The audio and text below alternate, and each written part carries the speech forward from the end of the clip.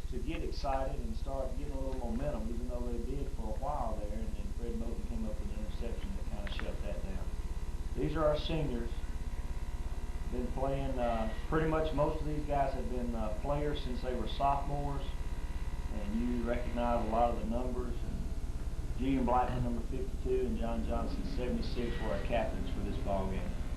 Well, I was going to tell everybody this morning about how the region's standing shaped up, and I had it all figured out until Coach Guthrie tells me that Morrow beat Union on Saturday night up at Terrace Stadium.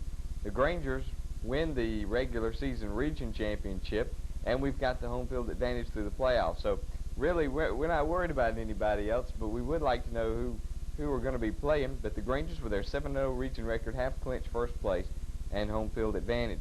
Griffin is at 5-2 now. North Clayton is at 5-2. Union is at 4-3. Riverdale, I believe, is at 4-3 because they did not. I don't know. Griffin, you go over there, that big bear standing there, and the stands are right there on the field, and there's telephone poles right there on the field. You're liable to run into one of those. It's an intimidating place to play. Very intimidating, it is. You see Griffin dressed in their all gold uniforms, Gold ready to kick gold. off.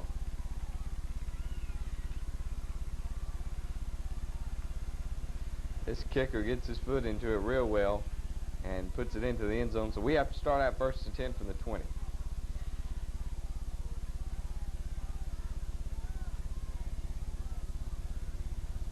Start off with a sprint out pass. Deshaun right on the money. Derwin Brewer, and once Derwin gets the ball, he's exciting. Well, that's a electrifying way to open up a football game right there. About a 45, 50-yard gain on the first play. Second play throw, good catch by Roy Lee Moss out in the flat. Deshaun completed his first, I believe it was first 9 passes of the night, and wound up with 144 yards passing. Another fine night for Deshaun and the receivers. I think it was 15 of 17 overall. It's a great percentage.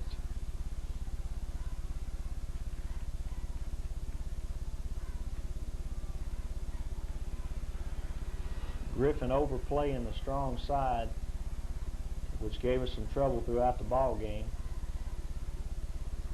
They stopped us on this particular drive, and we have to punt the ball away to him. Julian Blackman. Julian had an outstanding night kicking the ball. He, I don't know what his average was, but he kept them bottled up, and when we had to have a big kick, he got off the high one. They never had an opportunity to return a kick, and coverage was good as well. See a big hole open up there, and Marty Carter, 27, stepped up into it, but we need to lock up and grab some cloth when we make those tackles. Well, Griffin's quarterback is a 100-meter champion in the region, and he also plays some safety for him. He is very quick, very fast, but we never gave him a chance to get on his game. John Johnson and Jerry Smith and Jeff Moore all did a good job of containing Broderick Allen, the quarterback you're speaking of from Griffin. You see they've gone to a little the motion and things that North Clayton has done in the past, and trying to get us confused. We should have had an interception right there, just couldn't quite hang on to it.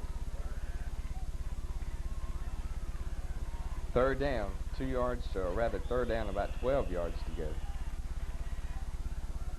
Legal procedure.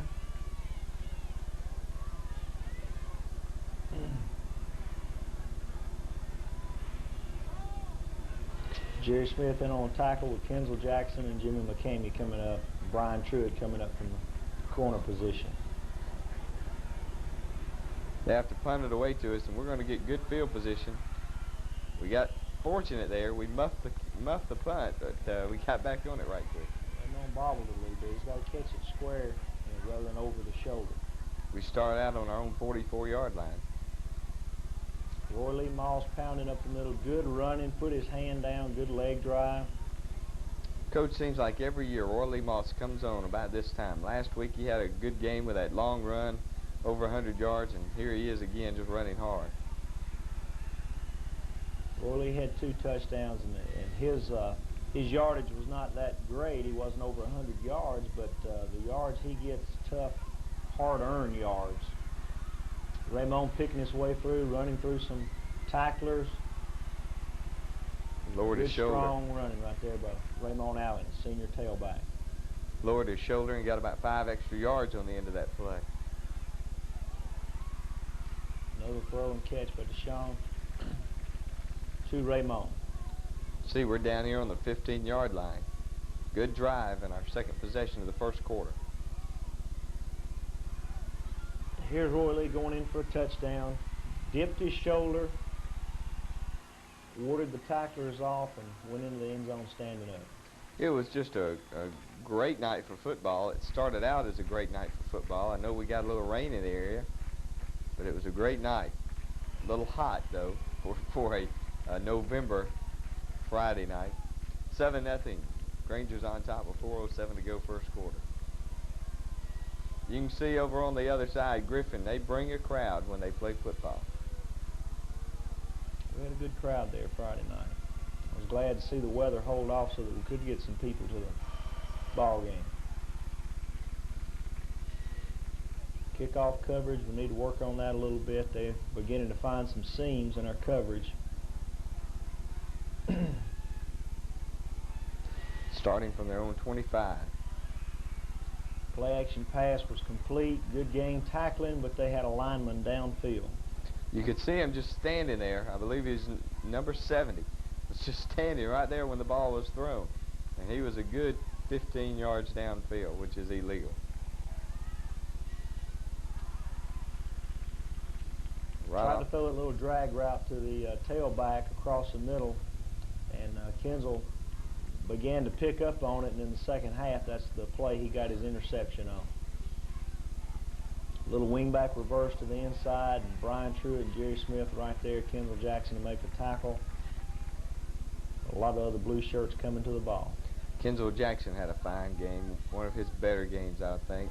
And we put some pressure on the punter, and he felt it because he shanked this one off to his right. Good defense, start us off in good field position right there. I don't know if you could see it, but just as he was getting ready to kick the ball, he took his eye off of the ball and looked around at all the Grangers coming at him, and that really got rid of his concentration he had. Good catch right there, Ricky Jackson, I believe that was. Yes, 82, Ricky. Senior tight end.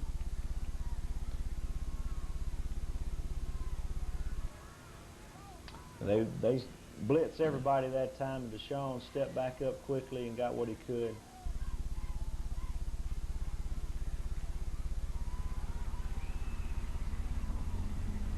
Good throw and catch. Raymond trying to get some yardage there. Good tackle by their defensive back. Third and about 2 yards to go right here. We're trying to take advantage of that shanked punt.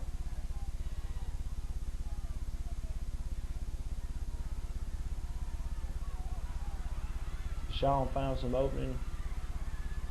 Got good yardage to the outside, down inside the 5-yard line. First and goal. You give Deshaun Cameron room to run, he will hurt you. Roy Lee drags him in. Drags him in 5 yards into the end zone. And I know this is one thing, Coach, that you had said all week long, that you would like to jump out on Griffin early, put the pressure on them, and make them play catch-up. Establish that our offense can move the ball and score on them. Even though they're doing some things defensively that are giving us some trouble, we're still moving the ball and scoring, and I was glad to see that. As you saw the clock with only 19 seconds left to play in the first quarter, Lagrange now with a 14-0 lead. The ball is kicked out of bounds. That's a 5-yard penalty. We have to back it up and kick it from the 35 now. I think Julian wanted a little extra warm-up time because I think he kicks this one out of bounds too. Just slightly off his toe, and the ball slices out of bounds. Well, we'll back it up 5 more and kick it off from the 30 this time. At this point in time, Julian's gained more yards for Griffin than Griffin has. We got 10 or 15 yards there. Kicked a little squibber down the field, and Griffin's going to get good field position right here up to about the 44-yard line. Alvin Davenport doing a good job covering on the kickoffs for us Friday night. Alvin's a junior who'll be playing next year, and we're glad to see him You come can see, on. if you're just now joining us, Griffin, and they're very colorful, gold on gold, orange on orange, yellow on yellow, whatever color you want to call it. Jeff Moore, number 42, making that tackle. Jeff had an outstanding night. There's Jerry Smith making a tackle in the backfield. Jeff Moore had 6 tackles, 6 assists. He had 1 tackle for a safety. He had 2 forced passes, which is forcing the quarterback to throw a bad pass. And there we just misjudged the ball a little bit. Tracy Ward, free safety, coming over the top, and we bumped their receiver on a ball that wasn't catchable, and we got an interference call. That's a tough call for you right there. Gang tackling. Stacking it up real good in the middle there. Andre Griffin on a nice tackle there. When you see a number 47 coming out of the Griffin backfield, they've had some good backs wear that number in the past.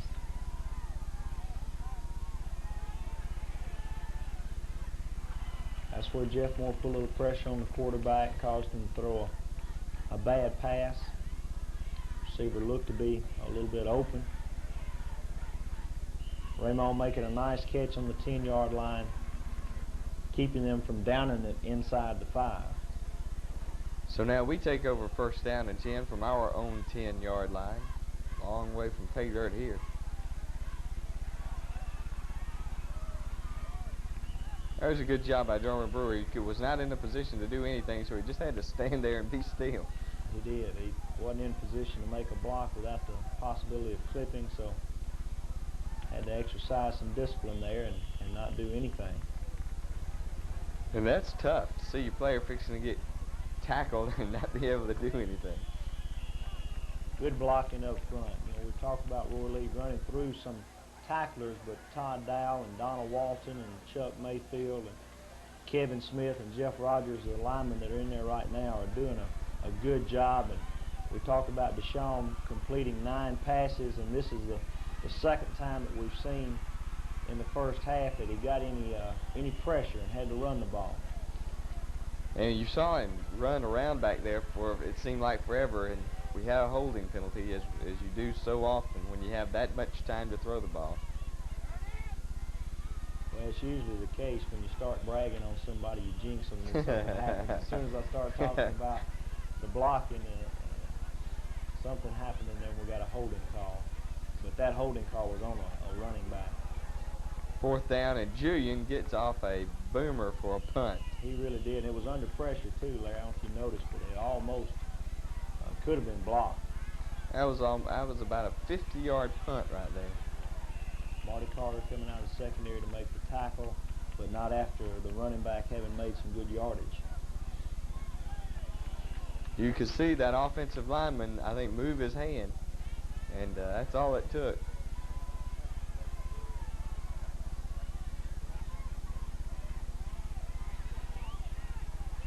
Jimmy McCamey making a nice play right here. Tracy Ward coming up from the safety spot. That's a super play by Jimmy on the corner. Containing that back, getting rid of a blocker, and then making the tackle as well. Plenty of time by the quarterback. Just overthrows his man a little bit. Marty Carter almost on the interception. The receiver had broken open in our zone coverage we had, it looked like, back there, and he just overthrew it. We need to do a little bit better job in breaking to the ball while the ball's in the air. We tend to be getting caught flat-footed just a little bit. Roy Lee Moss getting stacked up right there as he went through the line of scrimmage. Chuck Mayfield's been grading out it from the center spot consistently all year, and this week playing an odd defense with a nose man. He was really challenged in having a big guy on him the whole time, and Chuck really stayed low and used a lot of leg drive and a lot of common sense, and used a lot of coaching tactics there to do a good job on the big nose guard.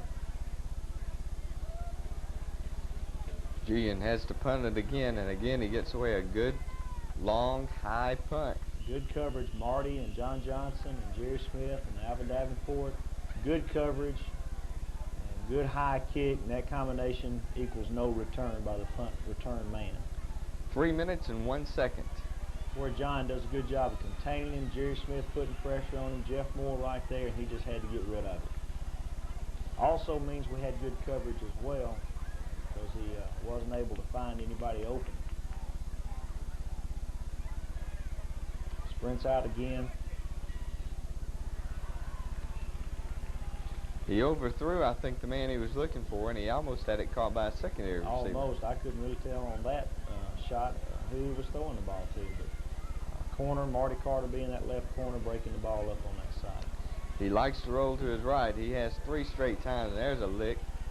Good hit right there by Tracy Ward on the tackle. He made the catch, but I didn't catch that call there. It was enough for the first down, but it was illegal motion call on Griffin.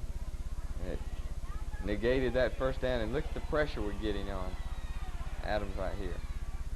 And he just has to throw that one away. 3 blue shirts over there near the football when it's thrown, and that's what I like to see. You know, people talk about, well, we can chase him all night, but if you don't get him, it doesn't do any good. And that's not the case. When you're back there chasing a quarterback, he's not able to sit there and look around like you'd like to, and he's feeling that pressure. That's right. Raymond trying to make something happen right here. Good piece of running. Gets to the outside. Slips down in front of big number 99, Willie Richards. We had a couple of penalties here when all this was going on. We were offsides the first time, and then we clipped this time, and somehow they managed to get a first down out of it and get the football. And I need a little explanation there from the official. I wasn't sure what was going on. And, he told me that the ball never changed possessions. We did not catch the punt. So with that, we try to line up on defense and go again. I'm not going to get into that one. Ball is incomplete. As you can see, Griffin, we're very late in the second. I'm going to have to get my rule book out. Very late in the second quarter. Is Griffin with the ball, with a break, so to speak. He's running for his life back here in the second quarter. See, he's got a strong arm. I thought we should have intercepted that ball. It was thrown 35, 40 yards in the air. And with that much air time on the ball, defensive back should be able to break quite a distance to the football and make an interception. Broderick Allen trying to keep the ball on the option play. Brian Truitt, Kenzel Jackson right there to make the tackle. 2-minute offense. We're trying to, of course, it's less than 2 minutes. It's just a few seconds on the clock. We're trying to make something happen. A couple of passes out to Derwin Brewer. What a catch. They ruled it was not a catch. He went up to get it, and then on the hit was jarred loose. He was slammed down pretty hard to the ground.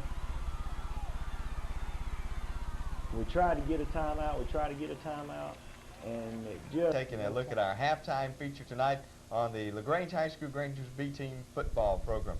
I have to my left Coach Donnie Branch, and to my right I have Coach Revere, John Revere, and they are the B-Team coaches that handled the game against North Clayton, which you're going to be seeing some footage of. First of all, coaches, Coach Revere, B-Team football, very important part of Granger football, simply because last week talked about the 9th grade as the future.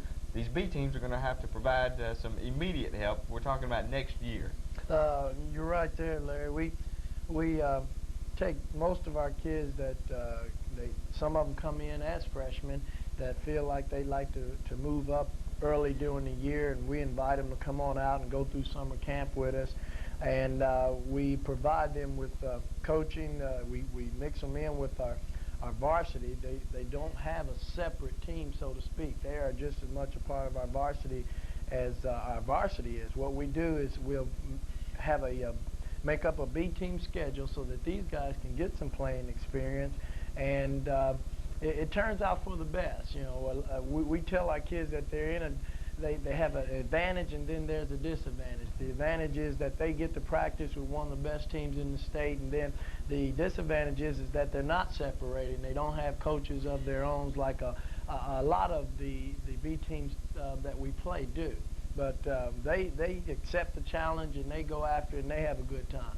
Coach Ranch, you know one thing you run into, and we talked about this last week in the ninth grade program.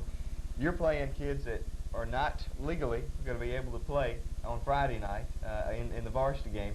Whereas I'm not accusing the other teams of cheating or anything, but it seems like we always are going to get the best thrown at us because we're Lagrange High School. They're going to bring their best B-teamers, kids that they think that maybe they won't play, and we get everything, the best thrown at us, it seems like, every time we play a B-team football game. Yeah, that's true, but we try to break it down as coaches and put it in a manner that it's not as much the winning and losing, but just trying to accomplish what we're trying to do with the varsity boys, trying to get those guys to improve instead of we want them to win, so we don't even look at who we're playing. We just try to go out and execute the things that we expect them to do as varsity players the next year, so we don't really worry about who they're going to throw at us because we know they're going to throw their best at us, you know, no matter who we play. So we just go out and try to execute what we do and hopefully improve. Well, right now you're seeing some footage of the game against North Clayton, the B-team football game against North Clayton, played a couple of weeks ago over at Callaway Stadium, and it was a very interesting ball game, to say the least. North Clayton came out there hollering Blue Thunder and hollering anything else they could probably think of to holler, but they driving him out of bounds right there. But they're a team that they took advantage of two plays. They threw two bombs on us and beat us, I think, 14-6. Yeah. Yes, they came down. They were fired up. They knew that Lagrange was undefeated. Their varsity was undefeated. However, they knew that the B team had suffered a couple losses at the hands of Jonesboro and Riverdale. But they knew that we were well capable of playing against them. And the understanding that we, like you said, we tell our kids, listen, we're going to go out and we're going to try to improve. We're getting ready for next year because you guys are going to have to step in there and play for us. That was big Mark Davis putting a pass rush on him, man. Sophomore tackle for us. Our kids responded real well. We thought we got after them. We got off to a slow start in the game, but then we got after them, and they had some real good athletes. I was impressed with the size of their kids, and to know that we were not playing with our, so to speak, #1 B-teamers, because we slide them up on the varsity. There's the first deep pass that they threw on us, and we busted a coverage in there, I think it was, wasn't it, Coach? Yeah, it was. Our official was on the ball down there. I tell you something, boy, you could see he was hustling on that play. Yeah, who was it? I had no idea. I've never seen him before in my life. In a game like this, when you prepare these kids, you got a quarterback. Your regular B-team quarterback is injured. You had some other kids that you're fixing to play North Clayton the next 2 nights later on Saturday night. So some other B-teamers that normally would play in a B-team game, you were keeping them in for that North Clayton varsity game. That's right. We had a couple of guys, of course, like you said, our first team B-team quarterback, John Davison's dislocated his elbow in the Jonesboro game, and then we had to move Gavin Crawford there, who was a backup but who'd normally been a mainstay at the defensive secondary side of the ball. And we had some folks, one of our defensive ends was out, and I think we had to, didn't we have to? Makeshift defensive end. We didn't recruit one during the ball game. Yeah, that's right. Oh, that's that guy that was coming out of the stand. That's right. I thought I saw. You had a running back, Coach Branch, that just impressed me, and especially late in the game and in the third quarter, trying to get you back in it. He broke off a couple of long runs. I was fixing to say this may be him right here. I'm not sure. That's Ricky Frazier, I believe. Right. Yes, that's who you're probably talking about. Ricky. Number 16. Yeah, there he is in the backfield. Yes, Ricky Frazier. Number 24, of course, is Bernard Seller, who's a sophomore, and Bernard has improved consistently during the weeks, and we thought we were going to have to find another position for him, but he just kept plugging away at it and finally just made himself a home there. Like I said, Gavin Crawford, number 13, was our starting quarterback. We feel real good about Gavin. Gavin has the mentality to play quarterback. We don't know if that's where he's going to end up because he's so aggressive. Yeah, he doesn't want to take time to a lot of times pick his reads. He wants to tuck that ball and go run over somebody. And we find when we got a kid that's that highly motivated, we probably use him on the defensive side of the ball because that's where we like to try to put our best athletes, if we could say that, not necessarily being the best athlete, but the guys that are a lot more aggressive and they tend to be more active. We try to put them in an active position, so to speak.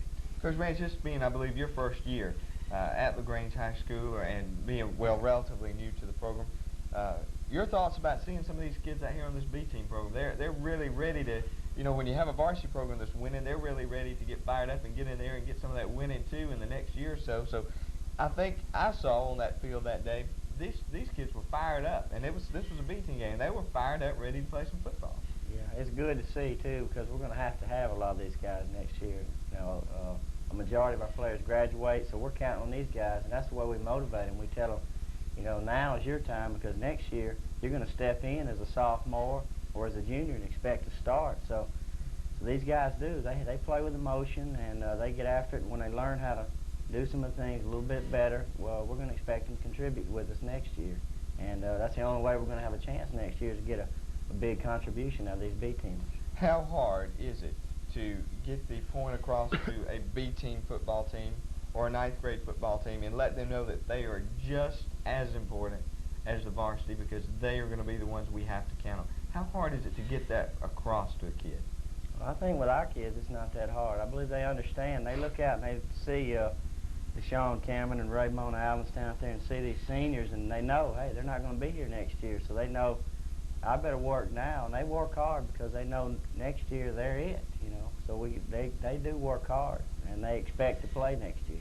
Coach Revere, in closing, do you feel like that the B team and the ninth grade programs and the junior high program that we've had the last 3, 4, 5, 6 years has been the key to the success of the Grangers on the varsity level? Well, there's no doubt about it. That our younger kids that have gotten into the program and stayed with us has been definitely a contributing factor to our success at Lagrange High School. Without it, we virtually are in existence.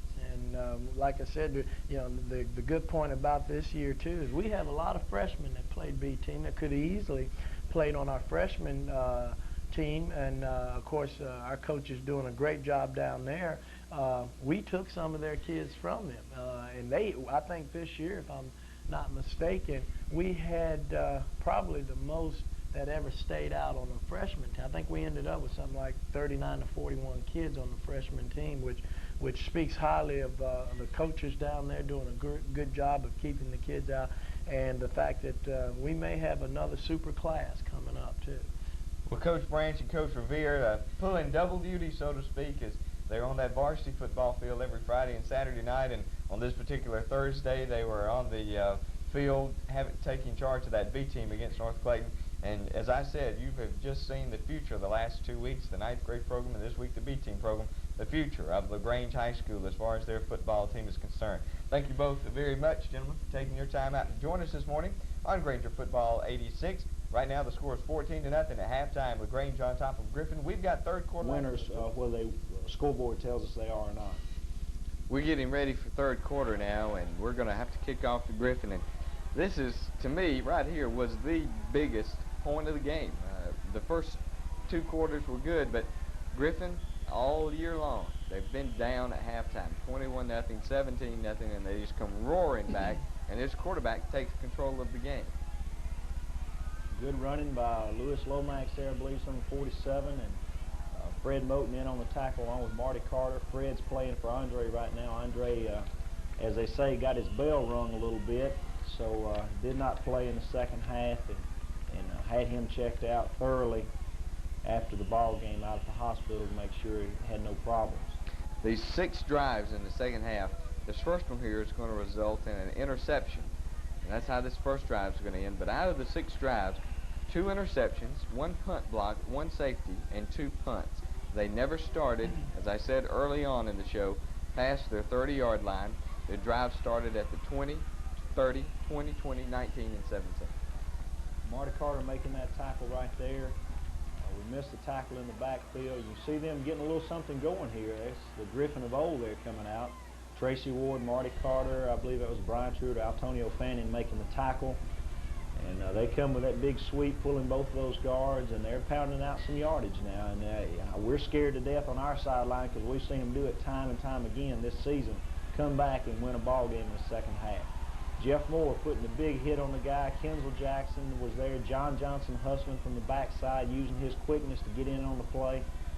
We began to pick up the tempo a little bit here defensively. Good coverage. Good interception by the sophomore linebacker Fred Moten, and that kind of puts a cap on that drive. Good pressure by Julian Blackman running down Broderick Allen, and you can see our sideline getting excited about it on defense as well. Big play, because here Griffin was doing exactly what I said they would do, come right back right after halftime. But that play, along with the next time they have the ball, are the two drives that kind of set the tone for the second half. Griffin's fired up, as you can see. They've got a little more confidence after they saw they could move the ball on us. The thing that bothers me in looking at that Griffin team is all those defensive linemen, except for one, are coming back next year, and they lose one defensive back. You know, that kind of thing. Very young. Very young, and that scares me pretty good. Sean trying to get out on the corner. He was unable to, but Julian Blackman. Notice where he is. He's on about his 30-yard line, and look where this ball goes. Kicks it to their 30-yard line. So he's averaging over 40 yards a kick. That was a 40-yarder right there. He's been a great weapon for us the past 3 years, punting and field goal. Here they come running that football at us. Marty Carter making a shoestring tackle out there, and they get it called back. Penalty holding. This may be the play right here to where we're going to kind of take advantage of something coming up in just a play or two. Handoff in the middle there, fumbled the ball, and fell on it immediately.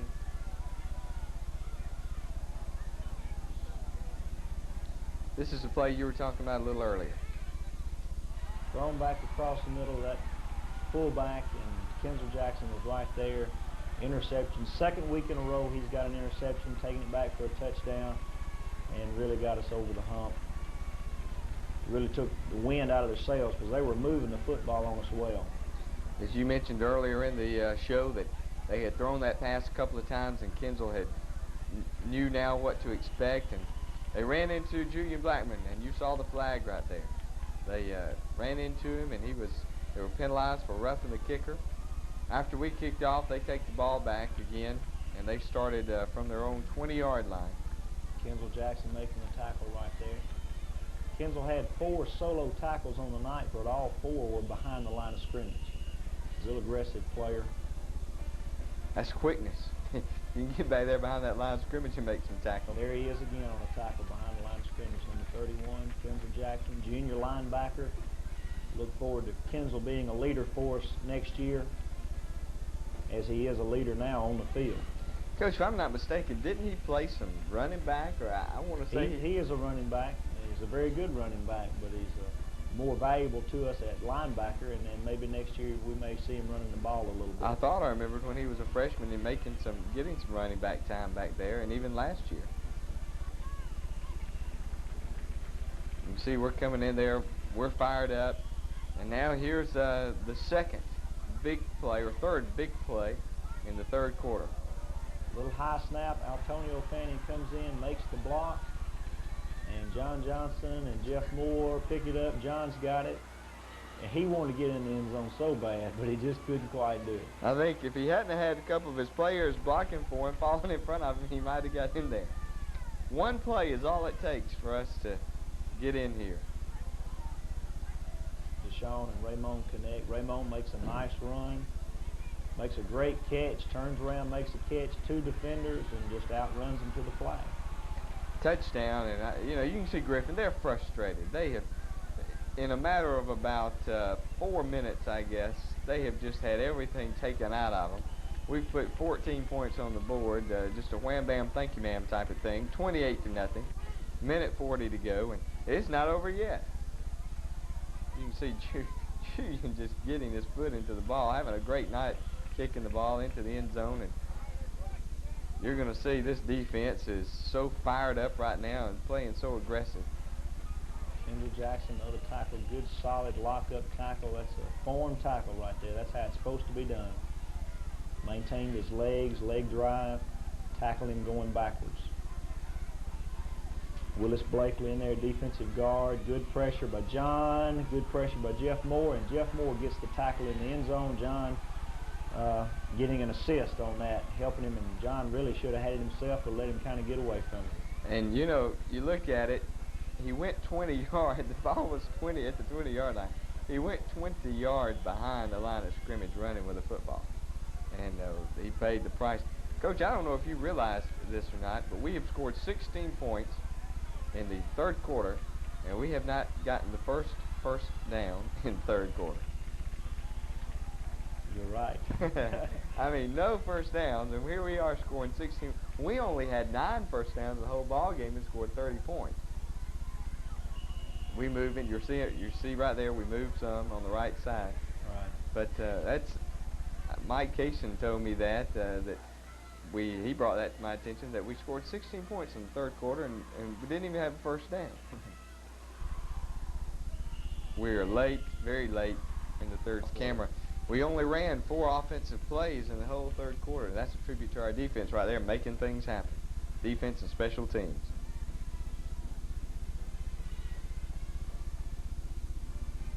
Another good catch by Ricky Jackson over the shoulder. That's a difficult catch, and he looked it in, tucked it away.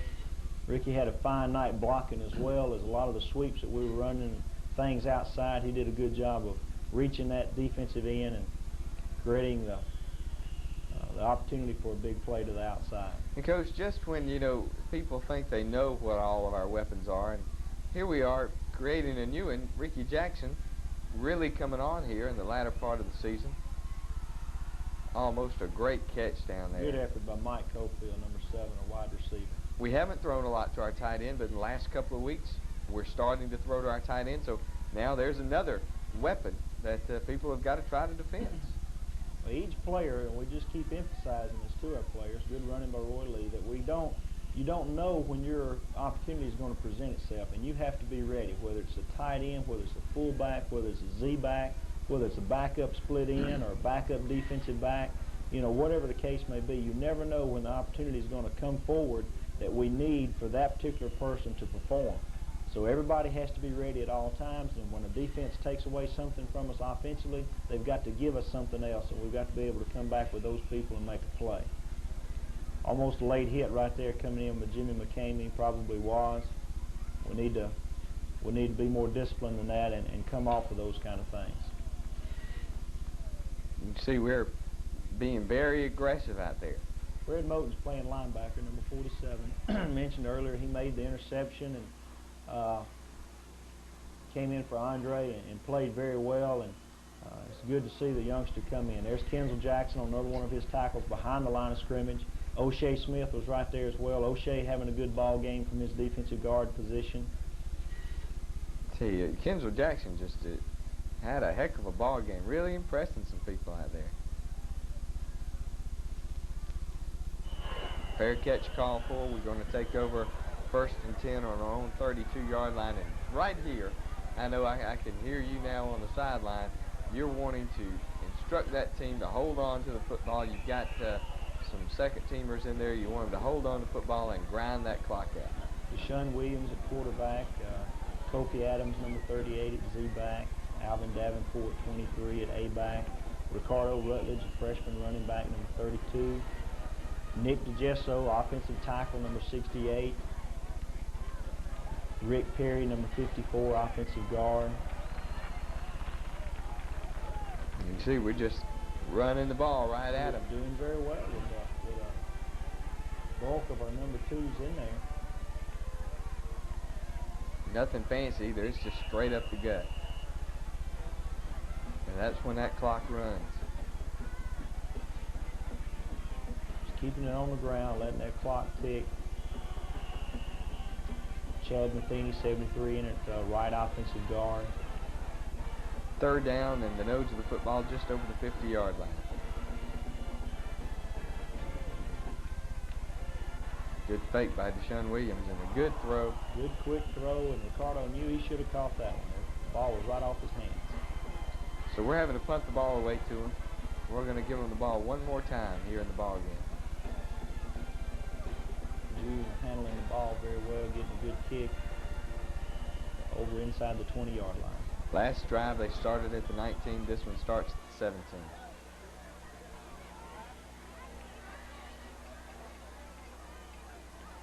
17. Coach, you know, as we look at this defense, we were, after our Valdosta game, we were looking ahead to 4 tough games coming up within the next 7 weeks. Riverdale, Morrow, North Clayton, and Griffin. And those 4 games, we've given up, I think, a combined total in those 4 games in those 12 quarters of under 10 points. And that is a tribute to this defense to be able to handle these tough teams, the teams that are going to make the playoffs in our region, handle them like we have. That's a tribute to that defense. Putting the 3 of them have been shutouts, and 1 of them, as I said, under 10 points. So that's a tribute to that defensive squad. Coach Ridings and Coach Branch done an outstanding job with the defense, and the defense has come on and begun to play very well and play together and play aggressive, and it kind of, once you get started doing the right things, then it comes easier next time around. So there are a lot of things that we're doing good on this football team, and playing defense right now is one of them. We had a lot of youngsters in there on that last series, and held Griffin forced a punt. We had Todd Dowell at tackle, and Tony Todd at tackle, and I saw Reggie Stinson at linebacker, and several others in there. Willis Blakely, who's been playing quite a bit all year and has played quite a bit in this ball game, made a tackle behind the line of scrimmage one time. Here's Alvin Davenport on a run.